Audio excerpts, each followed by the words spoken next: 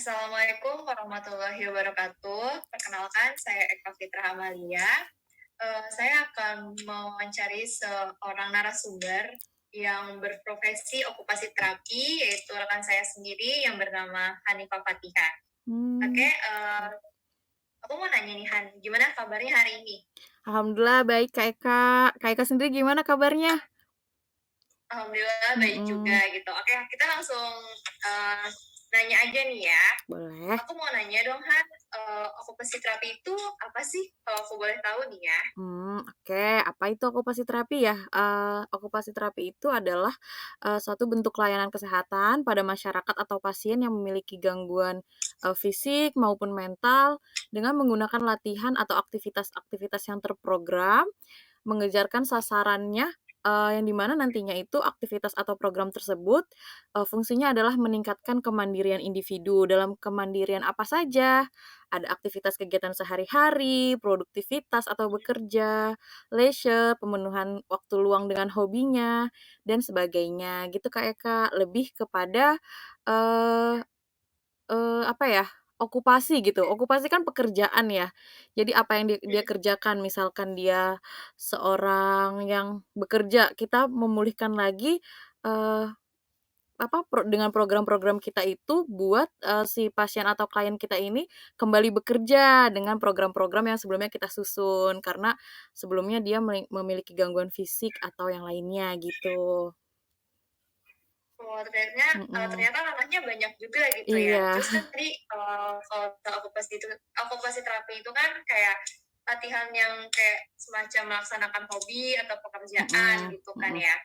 Nah, biasanya itu sasarannya nih itu hanya untuk ke pasien dewasa kah atau bisa ke anak-anak nih Kak? Dari okupasi terapi sendiri, sasaran pelayanannya nggak hanya untuk dewasa, tapi juga pada anak-anak dan, pada psikososial atau pasien atau, individu yang memiliki gangguan mental ya. Karena kembali lagi okupasi terapi ini mengembalikan fungsi, dari tubuhnya dia atau kemampuannya dia kembali ke aktivitas yang kesehariannya gitu, Kak. Jadi misalnya kalau orang dewasa kita lihat dulu lagi nih, orang dewasanya seperti apa? Ataukah ibu rumah tangga? Nah, nanti ibu rumah tangga kita latih lagi. Ibu rumah tangga ini biasanya apa yang dilakukan? Misalnya memasak, oh oke, memasak, apa saja step-step programnya yang harus bisa dilakukan. Misalnya dia sebelumnya terkena satu kondisi frozen shoulder gitu ya, kita latih lagi, lingkup gerak sendi bahunya, sampai dia kita praktekkan nih masaknya. Oh, bisa akhirnya gitu. Dan untuk anak-anak kita lihat, lagi anak-anak yang sekolah atau yang belum sekolah, kita lihat lihat lagi kesehariannya kalau misalnya bermain, kita kasih lagi, untuk bisa bermain dari program-programnya itu, bermainnya seperti apa gitu kan. Kalau yang sekolah, kita siapkan untuk dia, kembali ke sekolah untuk menulis, menggunting, mengerjakan PR gitu. Sedangkan untuk kondisi yang psikososial itu, yang dengan, gangguan mental ya, kita lakukan, program-programnya itu yang nantinya disusun akan biasanya sih produktivitas. Jadi sesuatu yang dilakukan itu menghasilkan, kayak kita latih lagi vokasionalnya gitu, Kak.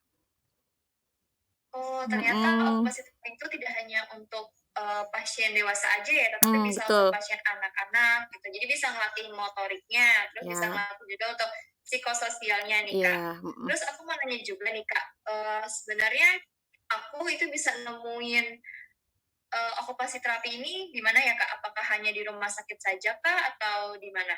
Okupasi terapi itu bisa ditemuin, di rumah sakit tentunya bisa, karena satu layanan kesehatan ya.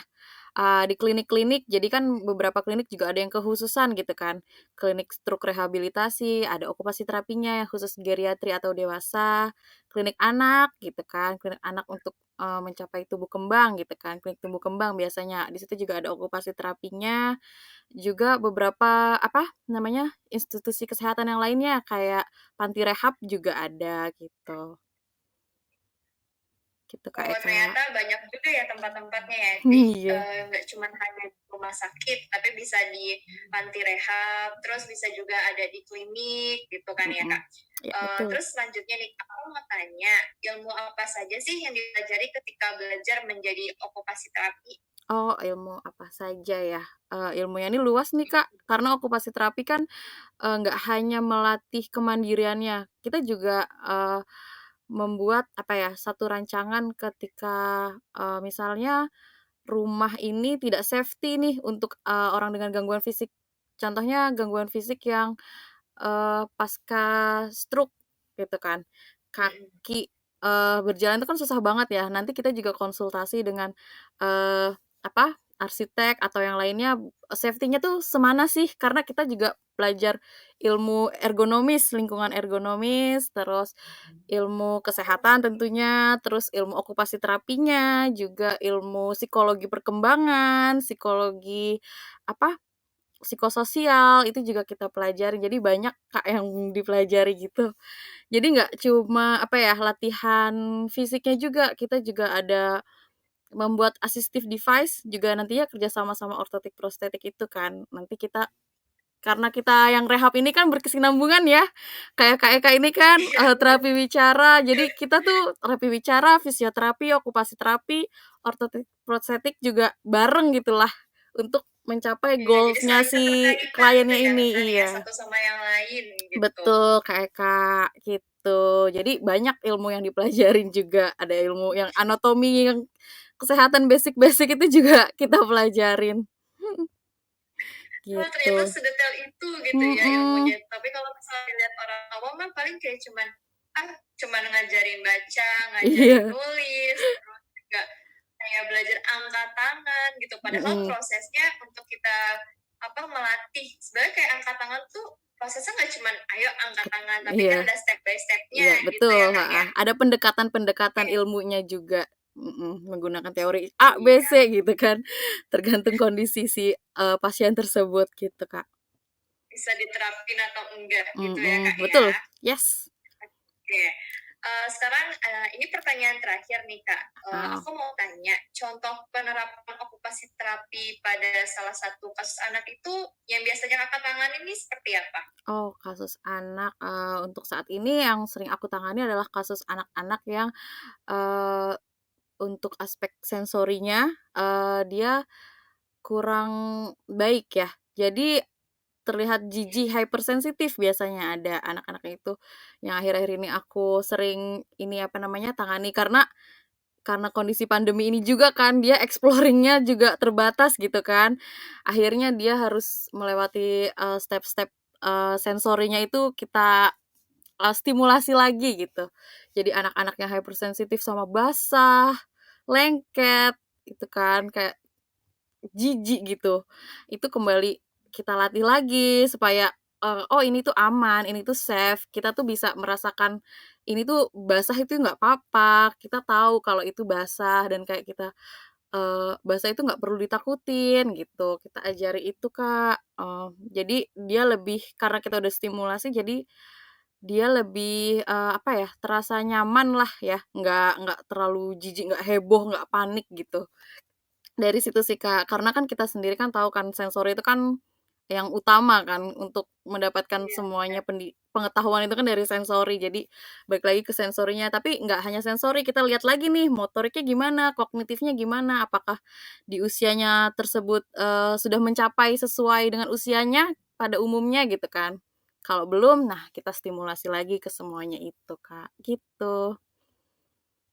Oh, Mhm. ternyata cukup menarik juga gitu ya. Iya. Ilmu kita. Mhm. Iya, kirain kalau misalnya sensor itu berarti kalau misalnya ada anak yang ternyata geli sama pasir gitu, terus kayak ada lantai basah tapi dia nggak menapak kakinya. Biasanya kan Iya, anak-anak itu mhm. kan suka jijik Iya, gitu betul, ya. Terus heeh. kalau misalnya ada kerikil di sepatunya tuh langsung ih Iya, geli, ih histeris gitu ya jijik gitu. kadang-kadang ya malah. Iya, itu juga sih, jadi distimulasi kalau itu tuh Oh, safe gitu. Mhm. Oke, terima kasih ya Hanifah ya, Oh sudah mau iya, berbagi ilmunya siap Kak nih. Eka, terima kasih juga sudah tanya-tanya ya.